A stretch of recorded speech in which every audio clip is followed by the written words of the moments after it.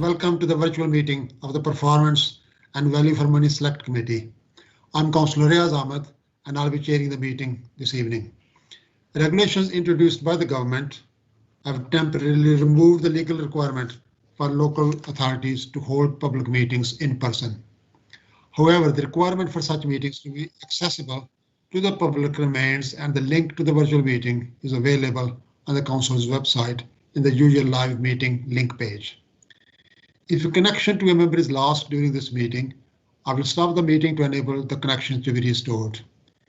If the connection cannot be restored within a reasonable time, the meeting will proceed, but the member who was disconnected will not be able to vote on the matter under the discussion, as they would not have heard all the facts. Should any aspect of the external link fail, I may call for a short adjournment for up to 5 minutes or so to determine whether the connection can be quickly re-established, either by the video or telephone in the alternative. If the connection is not restored within that time, the meeting will be adjourned and any further business will not proceed until another time and date. Firstly, can I ask the clerk to ask the other members to confirm their attendance, please? Thank you, Chair. Councillor Elias. Present. Councillor Hack. Present. Councillor Harkness. Present. Councillor Ibrahim. Present.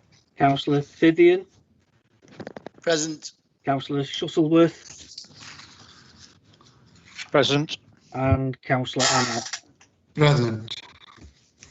We also have officers in attendance from Strategy and Performance, Finance, Children's Services and Constitutional Services, along with representatives from the Regional Adoption Agency and from IOCOR. And from IOCOR, we have the member responsible, chair of the IOCOR as well, Councillor Steve Bashworth.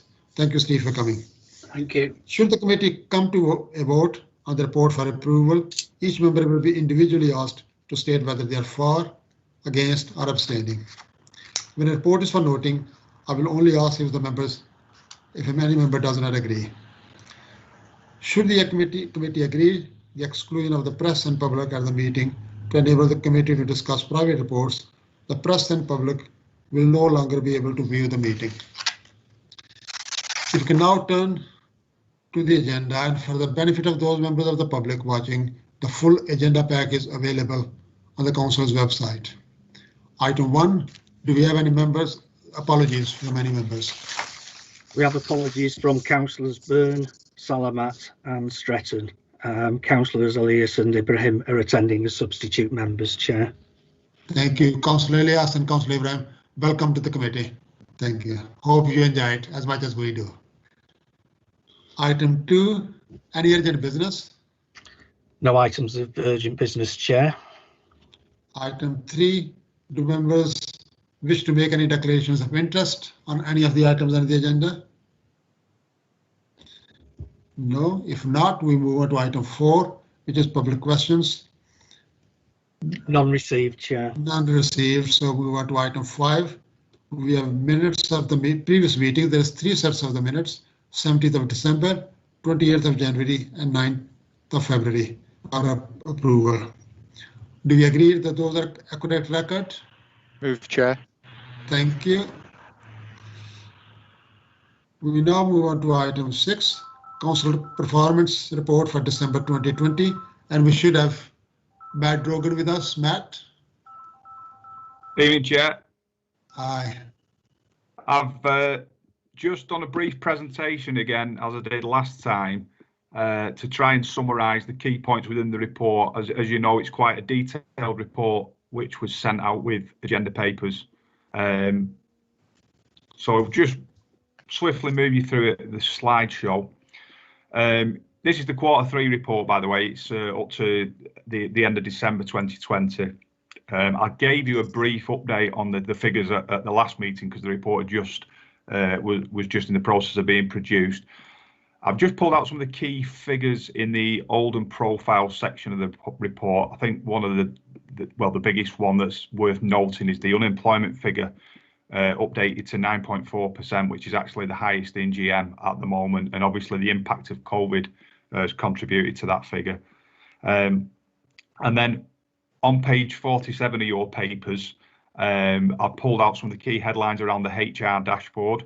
Redundancy is now the second highest reason for leaving. The impact again of some of the decisions that were made around voluntary redundancy just prior to the Christmas period. Sickness remains lower compared to last year, which is a positive, and I think there's a feeling that the impact of working from home means people are having less sickness, because obviously it's easier to work from home with an illness. So I think there's a view that there's less recording around that due to that matter. In terms of the divisions, the economy division is now the second highest, overtaking environmental management in terms of the days increase in leave, but it's the same top three that we've had previously. And another interesting point is that musculoskeletal reasons is the second highest reason for absence. And again, I think there's been a reduction from the 2.4 FTE days lost last year compared to 1.59 this year. So again, I think there's a feeling that working from home, that people potentially having less time off due to that. Page 45 of your papers gives you the measures overview. The achieved target is at 70% for December, off target 12%, and in the red 15%. There's just one measure on there that wasn't updated. I'll give you an update on that in a second. Overall, that's a slight reduction on what our percentage for September Q2 report was in terms of achieving target. But I think it's worth pointing out it's not a like for like measure comparison, because we are in a position at the moment where we've reduced the number of measures that were suspended compared to September, but we do have a number of measures that we're just monitoring only, where we don't have targets given the impact of COVID. And that's kind of explaining that next slide. And that one measure that we've not had any update on is visits to OCL, because obviously the ongoing restrictions of COVID have meant that measure is sort of impossible to measure at the moment. So I've pulled out again from the performance trends some of the key measures around improvements from previous periods and those that have declined from previous periods. On a positive note, council spending Oldham was up 3.7% compared to the previous quarter, and care leavers that were achieved a target of 60%. So they were the positives. In terms of those that had declined from the previous period, children visiting the dentist in the last 12 months was down from 63% to 58%. Again, I think there was a feeling the impact of COVID had affected those figures. Minor planning applications were down too. I think there was a view there that the minor planning applications, I think there's some system issues within the planning service that have caused that. Adults with learning disabilities in paid employment, there's no change. We're achieving a target of 3.2. Sorry, we're not achieving the target. We're at 3.2. The target is 4%. It is something has been picked up by the leadership of the council, and something that we've been asked to look at more closely moving forward. And then principal roads maintained is a figure that as again we've not hit our target. I think that's been at this committee before, and there's a feeling that the measure needs to be more accurately represented, because it doesn't include our secondary roads within the target. So that is looking to be changed moving forward. Overall, the picture in terms of the performance trends is that we've got 20 green that are continuing to achieve target, 3 reds that are in the 5% off target. And in terms of previously suspended measures that are now back in measurement, if you like, it's the new homes built and completed homes, and 1 amber around adults 65 plus receiving the flu vaccine. This was as of December. So the red measures, if I could just take you briefly through those, they're on page 77 onwards of your agenda. So the proportion of adults with learning disabilities in paid employment, as I've said, it's something we're looking to look at more closely, as we're way below the GM average is 5.6%. Percentage of health visitors, mandated reviews completed in timescale, is under target, but again the impact of COVID here has had an impact in terms of health visits that are undertaken, and the fact that they're subject to guidance around face-to-face visits in the NHS guidance. The principal roads maintenance, which again I just mentioned on the previous slide, the target's not really reflecting the fact that secondary roads as well as principal roads, that it's felt that the indicator needs to include both figures so we can give a more accurate picture of performance. The average time for children entering the care and adoption system, entering care and moving into the adoption system, sorry, the performance has improved at Q3, though it's still red at present. And repeat referrals into children's social care continues to be a challenge in the COVID climate, and the services have recently, as of this month, identified putting interventions in place, including strengthening social care support at the front door to early help. The last sort of summary is around actions and risks. 79% of the actions are on track against the target of 90%. There are 14 actions which are currently impacted by COVID. They're highlighted in pink within the report. So again, that the impact on sort of the expected timescales for delivery impacted by COVID there. A total of 21 actions completed. Only one risk closed in Q2, and that is linked to the action DA 104, which I can't remember what that is off the top of my head. Apologies. So that's everything from me, Riaz, if there are any questions.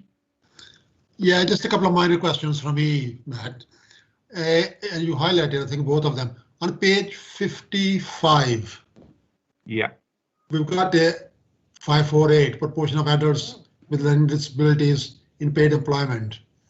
I'm just intrigued that it was 3.2% last quarter and it was green, and it's 3.2% this quarter, it's gone red. Yeah, what that is it's a staggered target. So at the last point in the year, I think it was the 6 months review, the target was 3.2%, and then the target has been changed to 4%, stretched in the next period, and so we're not hitting that target of 4%. Yeah, and the next one is the other one you mentioned was planning. Minor planning applications has gone from 94% to 76%. Yeah, I know you went over very quickly, but it's a huge drop, isn't it? I mean, is there something which we need to worry about, or is it just a blip or one-off? The service said there were, when we looked into that, the service said there were system issues that were impacting on the reduction. So it might well be that it's more of a data quality issue, and they are looking into that. So hopefully we'll have seen that move improve by the end of this next quarter. Thank you. Graham, Councillor Shuttleworth. Thanks, Chair. Good evening, Matt, and thanks for your report. On the HR page, yeah, it's a question we've asked on 2, 3, maybe even 4 occasions now, relating to resignations, yeah, to try and establish the cause of them, because you know it does say reasons. Well, resignation is an action as opposed to a reason. If that information in terms of why staff are leaving is difficult to put together, could it actually be looked at in terms of years of service? You know, anybody starting from day 1 to 12 months, then 1 year to 5 years, then perhaps in increments of 5-year periods. Because obviously, if we're taking people in, there's obviously a cost in terms of recruitment, of training, and everything else. And if they're leaving after a year or 2, then it's obviously quite an expense to the local authority. So do you think we could get some information like that if the reasons are not easily available? I can certainly ask that question of the colleagues who run the HR system and provide us with the data, Councillor Shuttleworth. Absolutely. Thanks, Matt.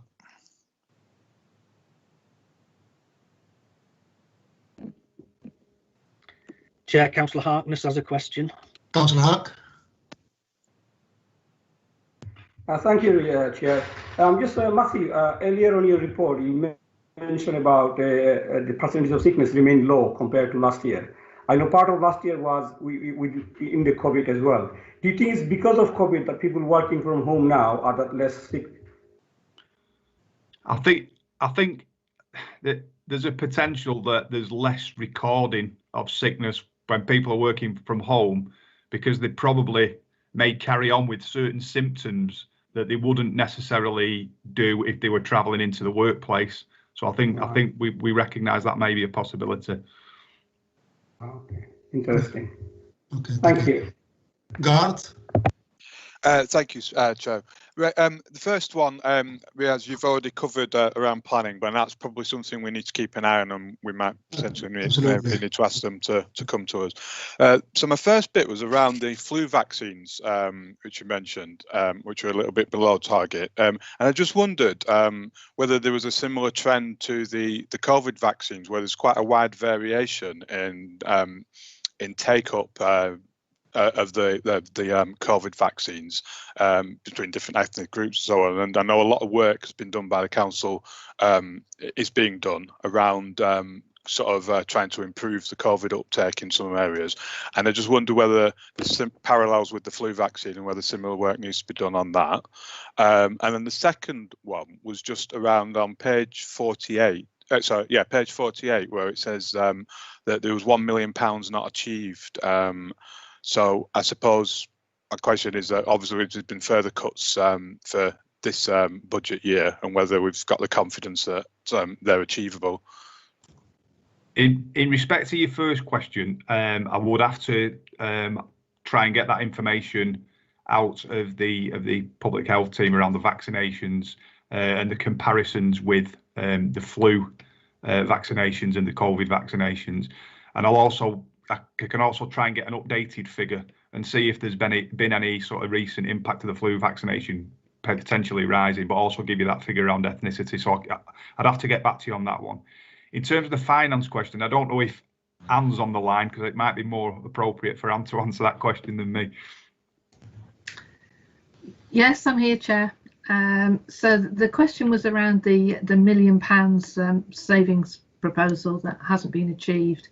That's directly as an impact of the pandemic and the way that the Treasury income for the council is set. One of the things that we have done in terms of the 21-22 budget is we've actually built that financial challenge back in, and so it's been dealt with on a permanent basis. It's one of those areas of funding one of those areas of cost, shall I say, to the council that the government has chosen not to provide funding for. It's been very clear that commercial income, dividend income, is not something that they're prepared to recompense authorities for. So hence it's been built in. So when you had a look at the budget here at PVFM in January, one of the items that was in there was reflecting that £1 million. Thanks. Okay, Garth. Thank you. We want to Councillor Elias. Thank you, Chair. Just a quick one on percentage of children receiving their first three preference for schools.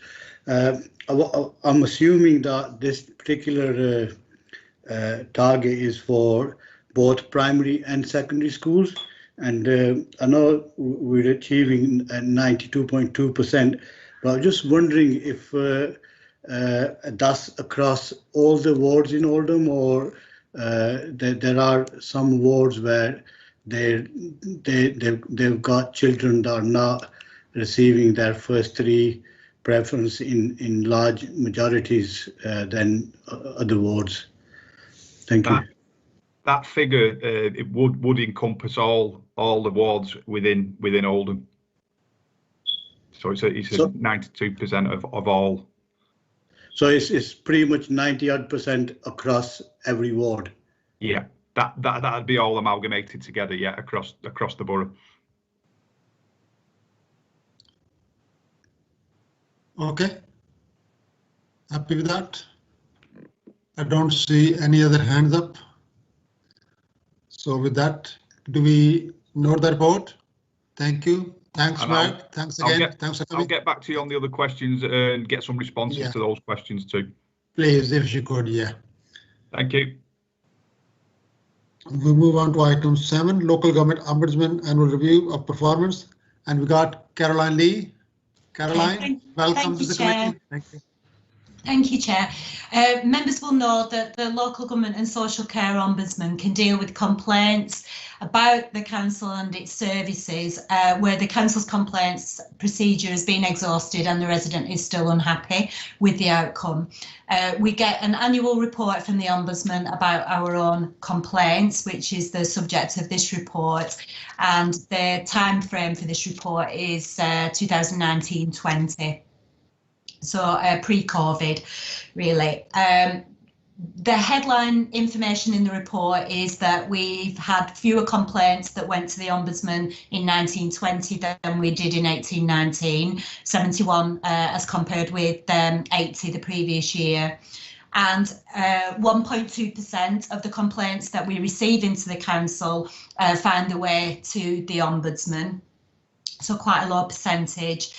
Of the 71 cases that complaints that went to the Ombudsman, 13 of those were investigated and 7 of those were upheld. And the upheld figure does include cases that have been upheld by the council already, but the council, the Ombudsman has chosen to investigate further and reach the same conclusion.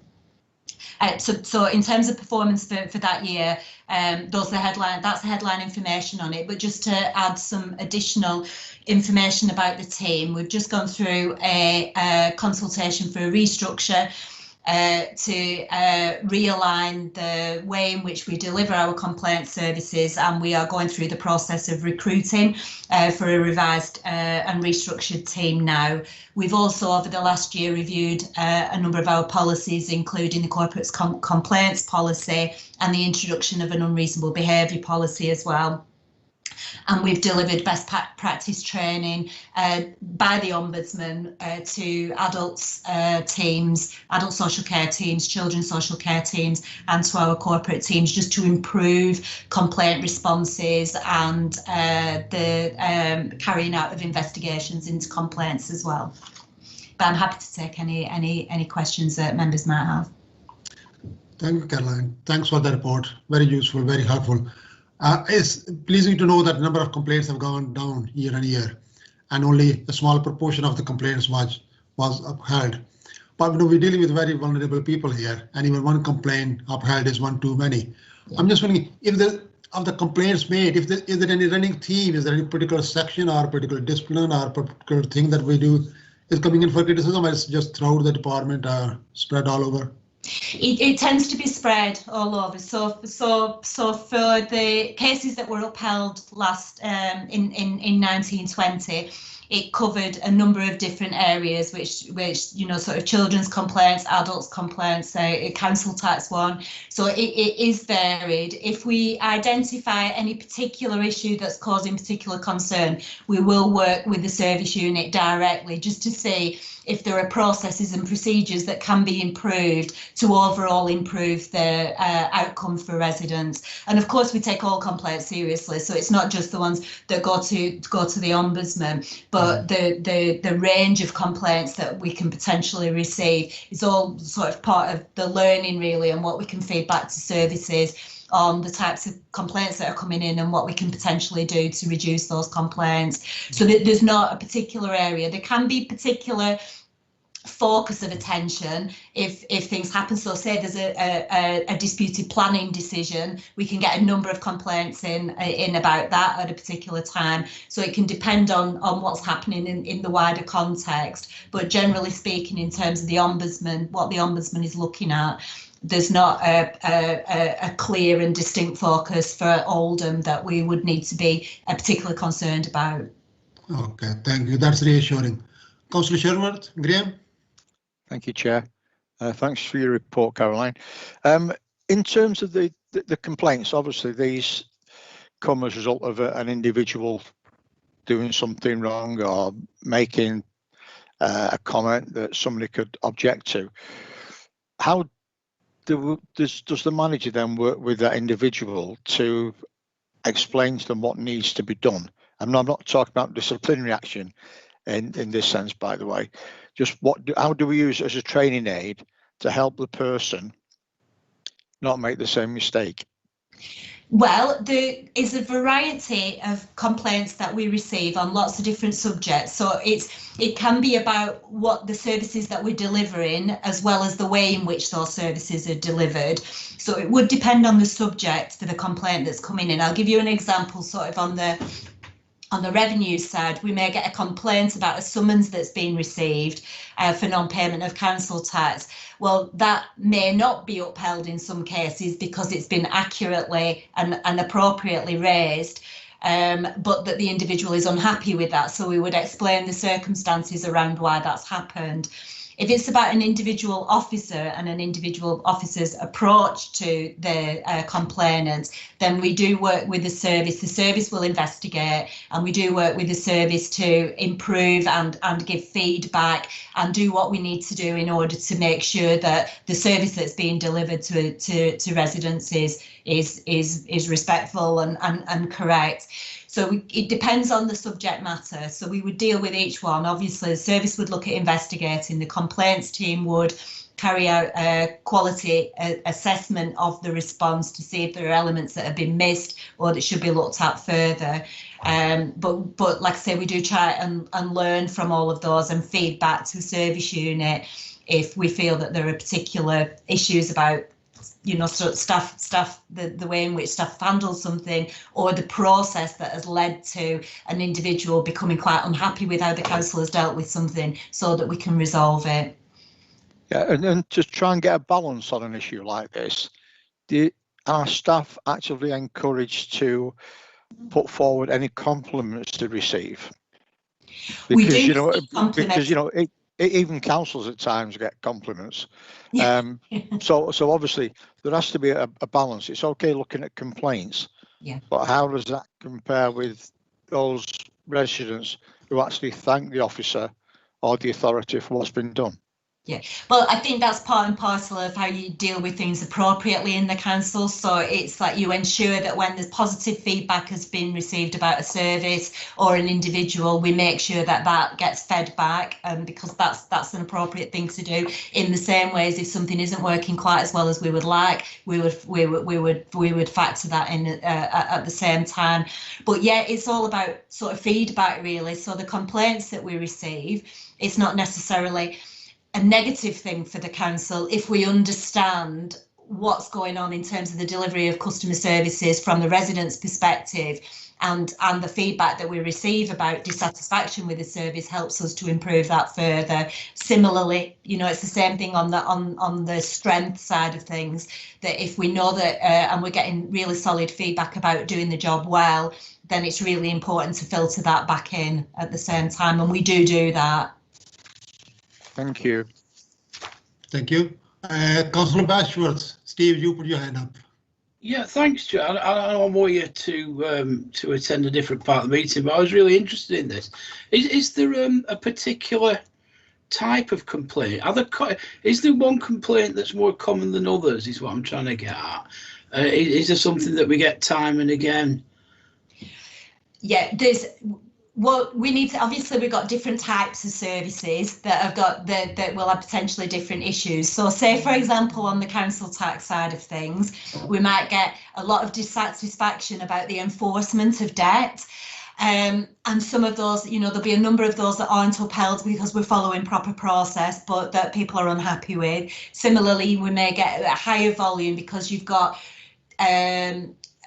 say, for example, in the waste collection, refuse collection, you would get more feedback from customers around that because there's more contact with residents around the services that are delivered. So you'll get sort of high levels for certain services and quite low ones for others, but they might be more complex. So say, for example, a complaint about council tax recovery might be quite straightforward to deal with. A complaint about that centres around adult social care is likely to be more complex. We would have much fewer of those, but they would require a more detailed investigation because of the nature of those complaints. So yeah, we can get details of the numbers by category to submit to the committee as well, to just give that wider picture. But you were talking high volume, sort of lower level complaints in some areas, but smaller numbers in other areas such as social care that take much more time in terms of investigating and can be quite complex. Okay, so really there's a broad spread of complaints. There isn't 5 of one and 3 of another, that type of thing. It's a broad spread. A lot will fall into similar category headings. So, you know, recovery, bin collection, miss bins, or, you know, sort of recovery of council tax, you might see quite high on the list. Whereas a children's complaint will be quite low in terms of numbers, but, you know, sort of we would have to adjust the amount of time that we spent on each accordingly, given the complexity and severity of the complaint. Some are quite quick to deal with, really, in terms of just explaining to the rest, because the common issues that come up. Okay, thanks. Thank you. Thanks, Caroline. I don't see any other hands up, so I think that is it for this report. Thank you very much for coming. That was a very helpful report. Thank you. We now move on to item 8, secondary school and sixth form performance. And we should have Richard with us. Richard Lynch? No? Tony Shepherd? Yeah. I'm here. Thank welcome. You, and we got a member of cabinet as well. Oh, Richard is here as well. Councillor Mushtaq as well. So who is kicking off? Councillor Mushtaq? Yeah, thanks, Chair. Yeah, you've seen the report. Clearly, the past 12 months have been difficult, and last year's grades, as will be the case for this year, will be centre assessed. So they're not something that can formally be used. So the paper does look at 17 to 19 data. The information's in front of you. I'm happy for Richard and Tony to add anything, but I guess it's more for you guys. You've got the report in front of you, rather than us talk you through it, to do what you do and scrutinise. Thank you. Anything to add, or shall we go into questions? Tony, Richard? I think just one point to set out is that the data that we've reported this year isn't a full education outcomes report, because there were no data collections, for example, at Key Stage 2 last year, so end of primary school. So the data that's included in the report is just GCSEs and A levels for 2020, and that's the grades that you'll know from all of the media coverage last year. Was initially to be allocated through an algorithm, and then the government backtracked and went to teacher assessed grades, or the grade that have been awarded through the algorithm, the best of either of those. So there is the possibility that the data isn't entirely reliable in terms of where we are performance-wise across the borough. But of course, it is really important that we recognise the validity of those grades that were awarded for young people and all the work that they put into to achieving those grades in really difficult circumstances. So just with that background, Tony has got a lot more of the detail. Yeah. So I'll not spend a great deal of time going through the paper. You've had the opportunity to read it, and I can see councillors already have questions. We took into consideration what happened in 2020.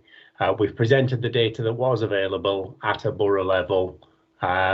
We've also given you a context over 3 years, so you can take a look at trends. I've focused upon the key measures and metrics: attainment 8, progress 8, average point score, and 3A to A stars. They're standards across education performance. I've also included, because you asked for a table on maintained and academy schools, and I've given you an interpretation of what all of that data tells you. Finally, what I've added on is some information about what's happened during this period of time, about the sector-led developments in school improvement based around Oldham learning, and how we're placing some of our responsibilities as a local authority with that organisation alongside our partners in schools and academies. So they have some priorities around teacher recruitment, system leadership, curriculum leadership, English and maths and digital learning that are embedded in that organisation and will be going forward. Really what I have to also flag up is that the 2021 set of outcomes are going to broadly be the same as the 2020 outcomes, in that they are going to be assessed at centres and they won't be based upon examinations. But again, I'm sure you're aware of all of that. Okay, thank you very much. Garth, you got your hand up. Yeah, thank you, Chair. Yeah, so I suppose around the we're looking at the data obviously pre-COVID, and as we can see, the gap in the secondary schools is growing in between ourselves and the national gap. Now we know that COVID's going to have a disproportionate impact on deprived areas, and so that's going to make it more challenging for some of our young people. And the fear, I suppose, is that that gap is going to increase further. So I'm just wondering, so you mentioned about the group putting their faith in that. Is I'm just wondering, Riaz, whether we sort of request that we get some sort of report and feedback on how that's going at some stage in the near future. That's really sensible. I'm sure Richard will have a couple of views on this, but two things really to respond there, Councillor Harkness, and one is that you have seen improvements in previous years through a focus upon early years, Key Stage 1 and Key Stage 2. That will naturally transfer through to Key Stages 4 and 5 over time, but we can't wait for that. We're impatient for success for pupils who are going through those key stages each and every year in Oldham. So I agree. I think you need a reflection, and I do want to point out that we do have a recovery plan that we're developing in Oldham Learning on behalf of the sector, and that recovery plan is going to be based around short term, how we get children back into school this week and next week and keep attendance high. But then more medium and long term, it'll be taking a look at over the next 3 years how we redress the balance for the most disadvantaged pupils in the Oldham community. Yeah, thank you for that. I think just carrying on with Councillor Harkness's point of view, it's disappointing to note that the gap is increasing. I know Councillor Mushtaq, he keeps us brief that we're doing this initiative, that initiative, and all this initiative, and still the gap doesn't seem to narrow, rather increases. So I think you'll accept that councillors are rightly worried, and I know we got annual report, but I think if you want to, Councillor Mushtaq, if you want to share the recovery plan or improvement plan, whatever it is, I think it'll be welcome. But I know we're going through a difficult period, and with COVID, things are getting worse rather than better. So it's a difficult time, but this subject is close to the hearts of all the members, as it is to all the members of the public. So just keep us informed as to what's going on. Councillor Mushtaq. Yeah, thanks, Chair. Yeah, happy to do that.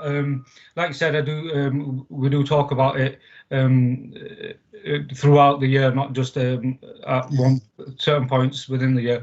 But the point Garth raises is an important one, and it's something that we are talking about when we talk about recovery. So it's something I said to the Minister about a month ago in an opportunity area board meeting, because I sit on that board, and it was to highlight the point that any post-COVID recovery, whilst it has the title COVID in it, shouldn't be restricted to the previous 12 months, because as the data shows and as Garth has highlighted, the picture did require improvement prior to that as well.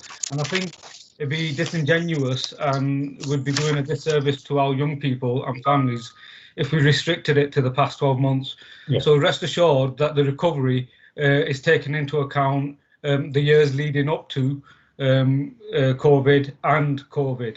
So we will keep you updated. Happy for Tony, Richard or Donna, who's also on the call, to come in if they like. I think also what I would add is that now we got the Oldham data, overall Oldham data. And we know whole of Oldham is not in a homogeneous population. Now schools vary, population varies. So I know there are peaks and troughs within that data. So maybe next time we can break it down into what each ward or each school is displaying. Thank you. So if there is no other questions, thank you very much for the report. Do members note the report? Thank you. We're still staying with education. Item 9, participation of young people aged 16 to 18 in education, employment or training. Is that Donna? Hi, Donna. Yeah, Donna, hi nice. everybody. Nice to meet you. So my name is Donna Lewis. I'm Head of Inclusion in Post 16. So I'm obviously part of education and linking really well with John Blaw's world around economy and skills and employment as well. So hopefully you've had time to look at the report. So this is the annual update, I suppose, on the current position, and it's been quite an interesting year, I think. So you'll see from the data that our participation of young people of year 12s is around about 94.2%. And you'll see from the chart that it hasn't really changed much, I suppose, over the last 12 months. And that really is, that's, I suppose, as a result of partners kind of working together, the education and training partners and Positive Steps, who, you know, we commission to work with our young people aged 16 to 19 to encourage that participation in education, employment or training. The NEET position currently is at 3.4%, which is, you know, surprisingly the same as what it was in January 20. We do tend to see a drop in NEET in January, and that's common across the country. It's not just unique to Oldham. But we are sort of keeping it steady, and the data for February, so the data you can see for January, the data for February landed yesterday, and it's still 3.4% NEET. So that's not to say that we've not had young people who have become NEET or people that are going back into EAT. I think it's testament to the work that's being done with, like I say, with Positive Steps with our providers. And what we do have in place, which I think is really strong, is a monthly starter and leaver information that's shared. So we know when the research talks about young people who become NEET, the sooner that they can be re-engaged, the better it is for them and obviously for their futures. So there is quite a lot of toing and froing going on, but fortunately the NEET rate has been pretty steady considering the current circumstances. So you'll see again from the report that the current learning offer, well, as it has been, I suppose, for the last 12 months, has been a blended learning offer. So quite a bit of online as well, which some young people have absolutely embraced. And we have seen some young people who were previously NEET who have engaged with this as kind of a stepping stone into really engaging in EAT within a college or training provider setting. However, we do have some young people who have been really switched off by it. So it is, you know, it has its pros and cons, and we are now moving towards, you know, full attendance in colleges and people, you know, young people going back on site. So hopefully that will, you know, they'll be able to embrace that that blended learning offer for those young people, those students that it suits. So we've been doing quite a lot of activity, as you'll see from the report. Starting last year, we had a whole work strand around transition and really trying to capture that young person's voice and engage with those young people rather than trying to second guess what's going on for them. So you'll see there's an attachment in there, a good practice guide that we developed, which was based on the feedback from a Year 11 survey. We are going back out with a Year 11 survey in the next few weeks to talk to our Year 11s who we know were Year 10s last year and probably didn't have a great time then either. So, you know, things are looking very different for them. And what we are hearing from partners and from schools is that some of these young people are not as prepared for post-16 as they might have ordinarily been because of, you know, lost learning, that lack of socialisation with their friends, you know, the confidence, motivation, all those things have really kind of impacted on a number of our young people. So that is one of the big things, I suppose, which is on the horizon that we really need to kind of put at the forefront of our mind when we're thinking about initiatives to engage and to support. So what we are doing in order to kind of provide that additional assurance to young people who we know are going back to school now, but because of, you talked before around the, you know, the assessment examinations, and it is very different for them. What we don't want is for young people to become demotivated, and for us, we just need something to keep them warm. Have a number of engagement programs in Oldham, and we're always looking for bits of funding to be able to bring something in, so that we've actually got something different, and we've got a really good offer and choice across Oldham. We were also, as well, I'm just working on something with the providers as a commitment. We don't know what it's going to be called, whether it's a commitment or a pledge or a promise just yet, but that's something that will go out to every single year 11 to provide that additional layer of assurance that there will be a place for you at college or training, and we will, you know, that support network is there from the providers and from Positive Steps as well. So we're doing everything we possibly can to understand what's happening for young people and respond in the best and most appropriate way for young people. We do have a couple of other programmes that are happening at the moment. We've got one programme in particular, the Greater Manchester Stepping into an NHS programme, which is fantastic. Oldham put in there was 7 bids across Greater Manchester that were successful, and Oldham has 2 of those bids, and we're really, really proud of that. And just yesterday it was announced, so it's hot off the press, 3 of those young people in the first cohort of 10 have actually secured employment at Royal Oldham Hospital. And these are young people who, it's 9 young ladies. 5 of them struggle with some form of social, emotional, mental health. 3 of that cohort are BAME. And what we're trying to do with that programme is target underrepresented groups in apprenticeship. So that's going really well, even though we've had COVID and lots of challenges that that's brought. We do have some opportunities going forward. But like I say, so we just continue to work with our partners, really. I'll pause at that point. I'm aware I've shared a lot of information with you. I'm happy to take any questions. Thank you very much, Dana. That was a very, very good report.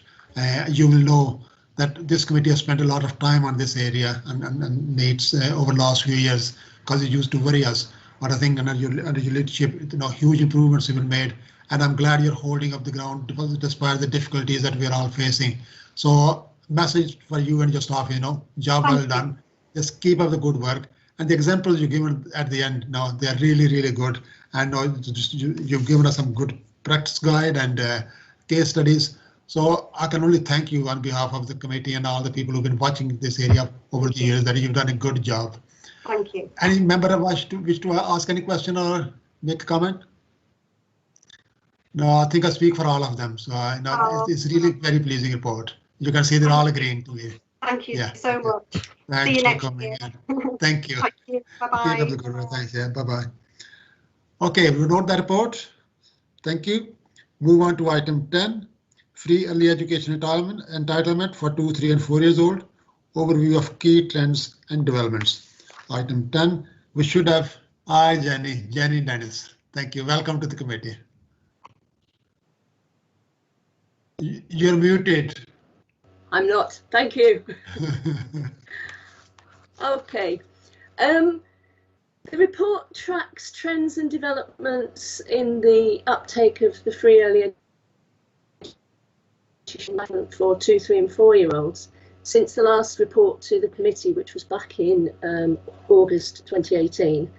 And it also considers the impact of the recent COVID-19 measures and the impact on a decline in uptake of the free entitlements. Page 2, in terms of the background and the introduction, I think it's fair to say that there has probably never been a time when getting children into early education has been so important. The trajectory of improvement in Oldham in terms of school readiness, as measured by the early years foundation stage profile and children reaching a good level of development, although we've seen an increase in that in recent years, pre-COVID, Oldham was still behind the national average, and that's in spite of a lot of proactive good work going on. So with the impact now of having children not being in nursery to the same extent as previously, and knowing just how important that early exposure is to children's development and school readiness, I think it's a really, really appropriate time to have the spotlight back on the free education entitlement.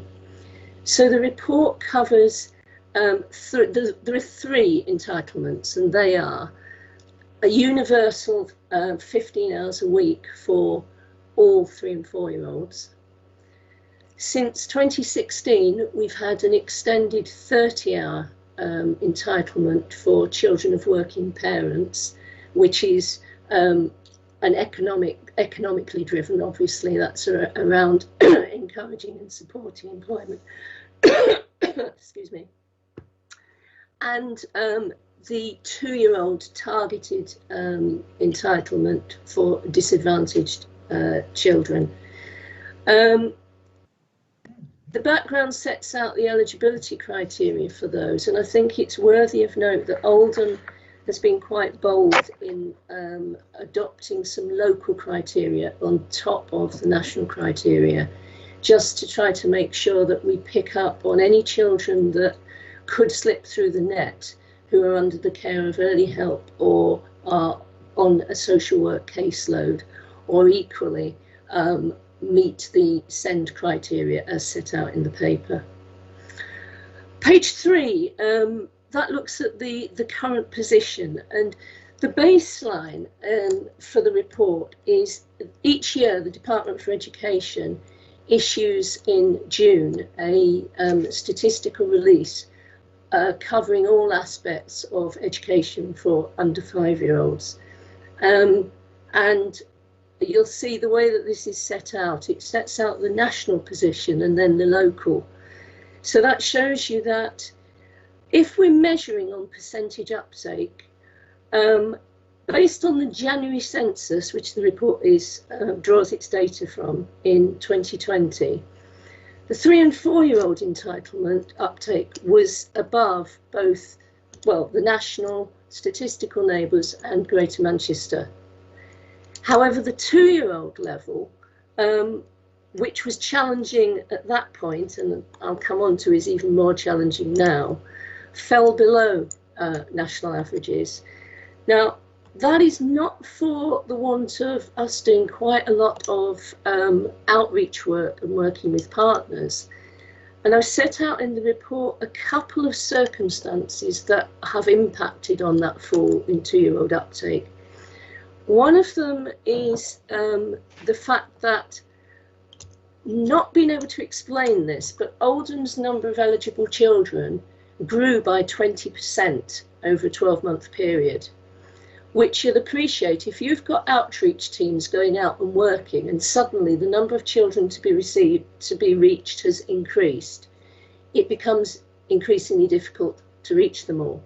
However, that is only a part of the picture. The other thing, and I think this is, we know, has been nationally the case, the introduction of the 30 hours has led some providers, and I'm talking childminders, preschools and private provider nurseries, it has led some of them to prioritise places for 3 and 4-year-olds above 2-year-olds because it's financially a safer proposition for them, because the ratio of care is higher for a 2-year-old than it is for a 3 and 4-year-olds. So common sense, you need more staff if you're taking 2-year-olds. That said, we've been working, page 4 sets out the action that we've taken to try to address the fall in the 2-year-old uptake. And the measures there, it's all about partnership working. If we are going to effectively get every child who is eligible for a 2-year-old place to take that place up, we need to work with all the council departments, all of our partners who have relationships and are working with these families and have means by which they can signpost them and encourage them. And it really is a question, knowledge is part of it, knowing what the entitlements are, that's our job. It's our job to make sure that every outreach worker, everybody in emerging communities, everybody in the benefits team understands what the free entitlements are and how to find out about accessing a place. But that's only part of it. The knowledge is part of it. The other thing is we've got to really, really work with our partners so that we have hundreds of ambassadors and champions for the early years entitlements right across the authority, because it's that person encouraging you, saying, yeah, it is the good thing. Yes, I've been to it. Yes, why don't you go down and talk to your childcare provider? There's a massive human side of this. If we're going to turn the curve and reach some of the children who aren't currently taking up those entitlements. So, as I say, page 4 sets out the action that has been taken to date. Table 2 on page 4 highlights really that there is a lot of work to be done around 2-year-olds still. And I think percentages are great, but what matters is how many children are sitting behind those percentages. And the figure for the most recent data that we've got, the autumn data, that represents about 560 children who currently aren't taking up a place. So we need to turn that 560 into 0. It's parental choice, but we know there's a lot we can do about it. Page 5 talks about quality, and again, you'll see it paragraph 2.8 and in appendix 4. Oldham compares favourably with other local authorities in terms of the numbers of children who take up their entitlement in settings that are rated as by Ofsted as either good or outstanding. At the time of the last comparative data, you'll note that the 3 and 4 rate was below the national average, but as I say in the report, that situation was quickly rectified because it only accounted for 2 settings that were inadequate. One subsequently closed and the other one was re-inspected within a few weeks and achieved a good outcome. So we don't currently have any settings that are inadequate across Oldham at all. Moving on to the impact of COVID on page 5. Obviously, it's been a testing time, whether you're a childminder, whether you're a preschool operating in Church Hall, whether you're a day nursery, or indeed you're providing a nursery class in a school. It has been a really, really testing time. We've had complete closures, part closures, and the support that's been needed has been quite immense across the board. But the table 3, although there's been lots and lots in the media about closure of childcare settings, at the moment Oldham isn't seeing a great impact in terms of the overall childcare market and the quantity of it. We've lost 3 childminders, but childminders, there is a natural flow of childminders, and that is actually not exceptional. 1 preschool and 1 day nursery so far have closed because of lack of children. Obviously, that isn't to be celebrated that anybody is closed, but I think it shows that some of the support that is in place and the communication lines that we have got open with our providers is doing something to protect and support them. And we currently have 93% of all settings open. The only ones that aren't, we've got 17 childminders who have not opened since the start of the first lockdown, and the reason that we're given for that is because they don't want to welcome people into their homes until such time as they feel comfortable doing so. So page 6 and the final part of the report looks at our recovery plan. Now, we put the recovery plan into place very early on. We actually put this in place in May 2020 because we could see this articulated truck coming over the hill and potentially mowing down all the childcare providers, and we knew it was going to be really important that we got hand in hand with the nurseries and the childminders and the preschools to reassure them that, one, we were here, and to signpost them to all the support. So you'll see that the recovery plan has got 3 aspects to it. One is around financial sustainability. One has been to support settings at the different stages of opening, closing, reopening. And the final element is improving uptake rates for all of the free entitlements, which is obviously something that we have got to focus on. And Appendix 5 sets out the progress towards recovery to date. I think, just in conclusion, we had challenges pre-COVID, and the impact of COVID is likely to present challenges for some time to come. Parental needs for childcare may change permanently. We may see that parents don't need the same pattern because they're working at home, because employment has significantly changed.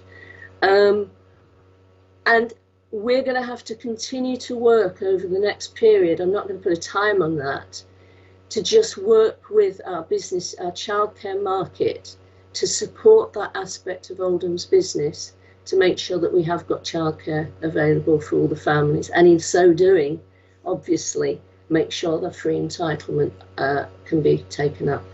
So, thank you. Thank you, Jenny. Very comprehensive report. Thanks for that. Garth, you want to go first? Yeah, thank you, Chair. Yeah, it's just a very quick one. It was regarding 2.7, the table on there, and it just confused me a bit because we had like about termly uptakes of like 103% and so on. So I just wondered if you could just quickly just clarify that one for me. Absolutely. And whenever I get asked a question like that, I think that should have been another footnote. It's excuse me. It's purely because children attend across ward boundaries. So they might live in one ward, they might attend in another ward. Your population data and your update data, there is always a risk of that. And the other thing is, there are some out of borough children that attend in Oldham. We are basically a balanced importer and exporter. The two cancel each other out. But obviously, if we've got children coming over from Manchester into Failsworth, for example, or wherever, that would explain it. Thank you. Jenny, you know, in your presentation, you said you're doing quite well, but then number of children suddenly went up. I mean, do we not do any forward planning, because we know what the birth rates are? So we should be able to plan for peaks and troughs and ups and downs. Absolutely. We believe it was related to universal credit data. We get the data 7 times a year. We get lists of eligible children from the Department for Education, and that's the baseline it's measured against. And so you would anticipate small changes term to term, because if it's economic criteria, you would just expect a small change each term. And it's something that we are not in control of and couldn't have predicted at all. And it has now returned to where it was before. So whether that was a data error, blip, not within Oldham, or whether, I honestly can't answer that, but I just felt it was worthy of note within the report that that was actually a factor when you're talking about percentages. Yeah, thank you. And the other thing is, which we all know is impacting everything, but your work probably more so, is COVID-19. And as you said very rightly, that it's going to carry on impacting your work for a long time to come. I mean, have you done any forward planning as to how you're going to deal with that, or how you're going to cope with the after effects of COVID? I think the first thing is we have a childcare. The authority has a statutory duty to make sure there is sufficient childcare. And obviously the focus is to ensure that in target areas where there is risk of not being enough places, that we are proactive in creating new. At the moment, the first thing that we need to do is to change the focus of what we're doing from creating places to protecting the ones that we've got. So we are in a support mode rather than in development mode.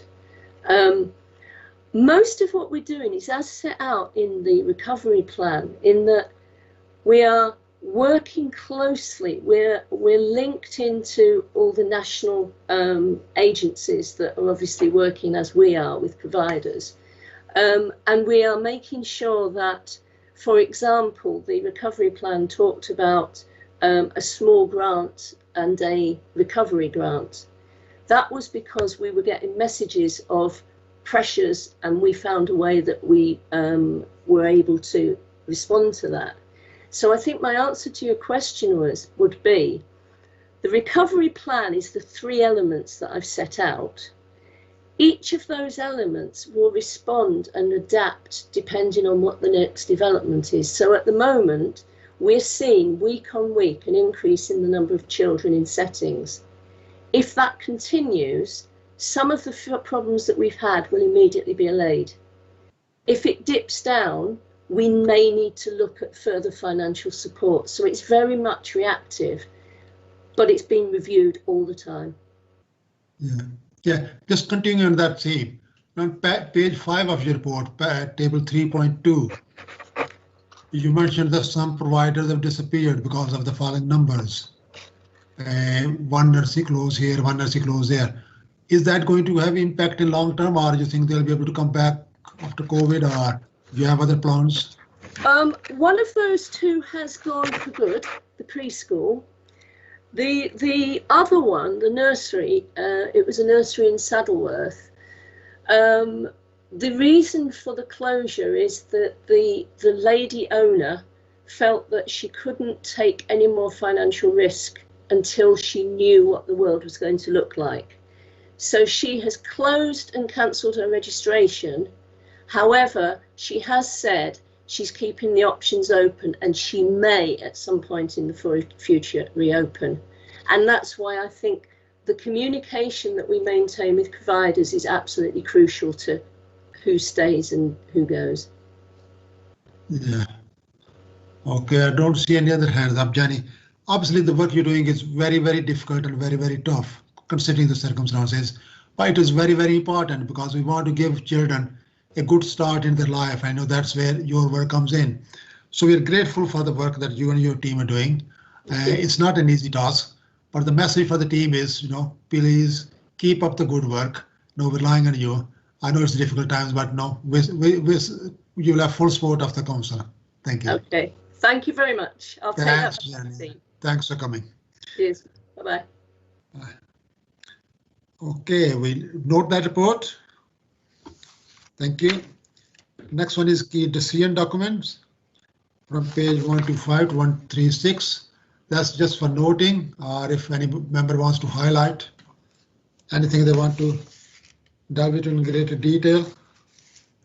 Mark, anything to add? No, Chair. No? I'm happy to note the report. Thank you. Then we got work program, item 12. Mark? Chair, the work program's been updated with your considerations from the last two or three meetings. Nothing in particular to report on the work programme itself. Just one thing to note is that Council will be asked in a couple of weeks' time to implement the new overview and scrutiny arrangements that Council approved last year, implement them with effect from the new municipal year. And members would be briefed, and will be training sessions and working with the chairs over the coming months to recast the work programmes across the three committees. Thank you. Thanks for that, Mark. Just for the members' benefit, please feel free to suggest any item you think we should be bringing to the committee, or you think we need some more reassurance. We're always welcome to suggestions. And I was just going to suggest, we got some major projects going on in the borough, northern